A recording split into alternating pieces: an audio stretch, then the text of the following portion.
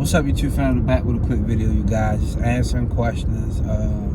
Do I think it's easier to do child transportation or non-emergency medical transportation? I think child transportation is harder. The reason why, because you gotta have a market for it. Turn right onto North Carolina 97 East. That's why I think it's harder. You gotta have a market for it. You gotta plan. Everything gotta fit. The routes gotta fit. Schools. It's just a little bit harder. You know, I just got lucky. On North Carolina 97 East for 9 miles. We just got lucky over here in this area that we're in, that all the schools are kind of like close to each other. And, you know, Wake County is a big county down here in North Carolina. So we got schools everywhere. And they all within like a mile, less than a mile radius in these little areas. So it's kind of easy for us. You can have freaking 3-4 routes right there in the same area because there's so many schools in the area, right? And some cities don't have that. Especially if you're gonna do child, you need to check all this before you even purchase a vehicle, you know? Or you'll have that vehicle, man, won't nothing fit, won't nothing work. So I think non-emergency medical is easier because you can get with a broker, even though you're probably not gonna make a lot of money with that, but you just want to get your foot in the door, do a little trips here and there. I ain't telling you quit your job by all means. Nobody, please don't quit your job, you know. But you can start building private up because you always gonna have places where that need that service, wherever town or city you in. Nursing homes, hospitals, doctor's office, you know, and you just flood, you just market, you flood your marketing material, you'll start getting phone calls. You know, just a matter of time if you just keep marketing. That's why I think it's a little bit easier for non-emergency medical than child transportation, because child transportation takes a lot more energy, you know.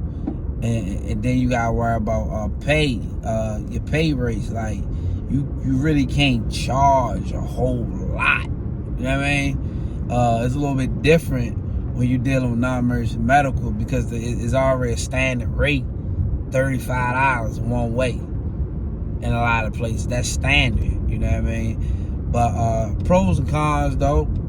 Pros of child transportation.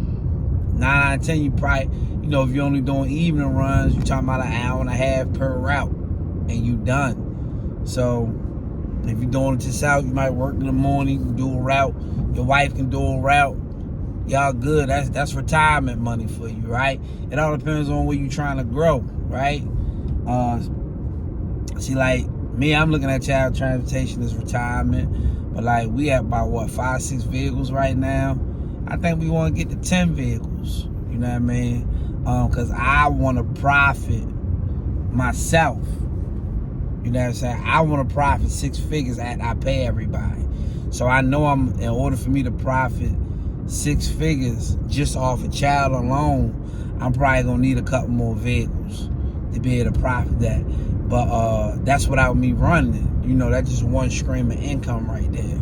But, you know, implementing non-emergency medical transportation, shoot, profiting 6 figures a year ain't nothing with doing child transportation. But let me stick to the topic. I think it's easier to do non-emergency medical transportation, you guys, because not trying to discourage you to do child transportation, but you gotta make sure it's an area or a market that you really can use, where people really can use that service in, you know. So you gotta look at that, you know. So that's why I would say that non-emergency medical is easier, because you can just get with a broker, get in. You really gonna be working for somebody else, but you know you'll get some runs. I mean, that's what I mean. You still gonna have to build your private side up, or you could be one of those type of people that say you want the big contracts with the government and all this stuff like that. You can start looking into that stuff, right? But the thing is, if you go that route, man, this phone ring. I'm not answering this phone, you guys. Give me a second.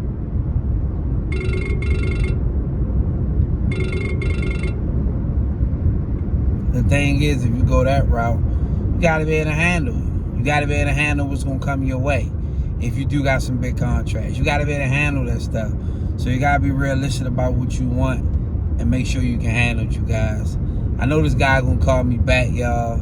So if he call me back, then I just make a part 2 of this video.